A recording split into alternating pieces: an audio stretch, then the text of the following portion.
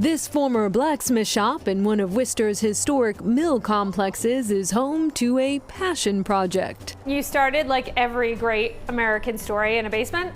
In a basement. In the basement in Cambridge, experimenting. Rodrigo Vargas grew up in a family with a shared obsession: food. During summers visiting relatives in Portugal, Vargas soaked up all he could. I was constantly exposed to what they were doing. So making olive oil, making wine. The family will literally sit down for lunch, and lunch is 3-4 hours. Like 70% of the topic is discussing the food that's on the table now, and then what we're gonna have for dinner afterwards. Like that sort of obsession with like one ingredient or one flavor is something that ran deep.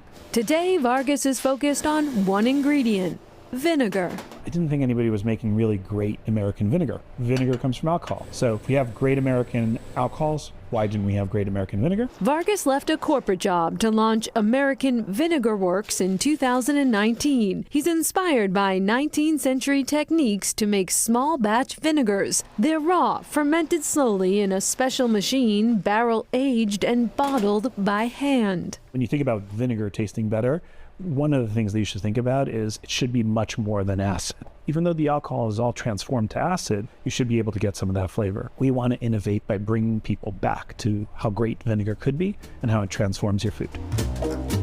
American Vinegar Works produces more than 15 varieties, all made with American-grown ingredients. Each one of these bottles has 17 servings in it. Wow. Vargas says it's easy and healthy to whip up your own vinaigrette. You take 1 part vinegar, you take a little bit of mustard. Once you've blended in the vinegar and the mustard, what you're doing then is putting about 2 parts olive oil. So then you could choose to put in some garlic, a little bit of anchovy if you like a little bit more kick, or shallots. And next time you're cooking, Vargas advises cut down on the salt. Vinegar is full of flavor, but it has 0 calories. It has no salt. So if you just use a little bit of acid, even a lemon, I'm the vinegar guy, but even a lemon, use acid in your food, decrease the amount of salt that you're using, decrease the amount of fat that you're using.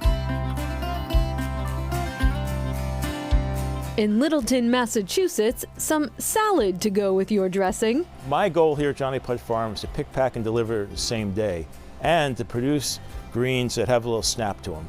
I like to say Johnny Putt Farms are greens that bite you back.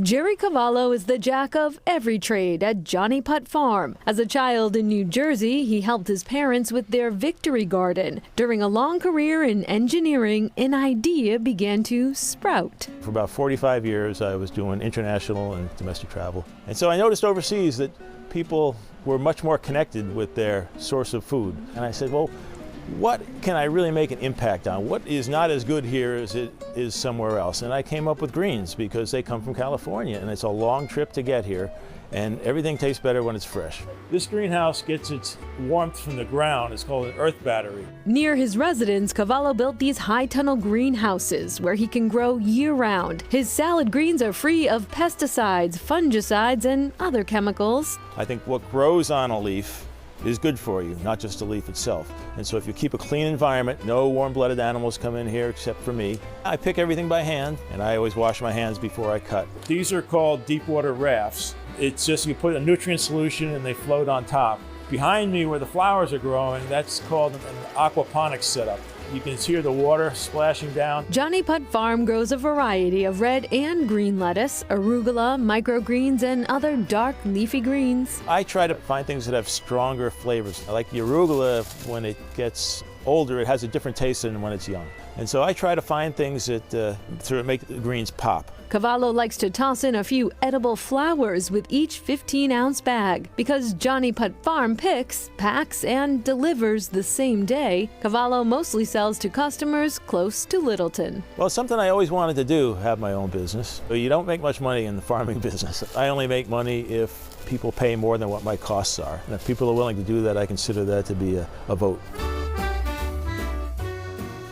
So why did Jerry name the property Johnny Putt? Well, it turns out a man by that name, Johnny Putt, actually lived near that property or on part of that property back in the 1800s. Yeah, so after the War of 1812, Johnny returned to find his wife remarried.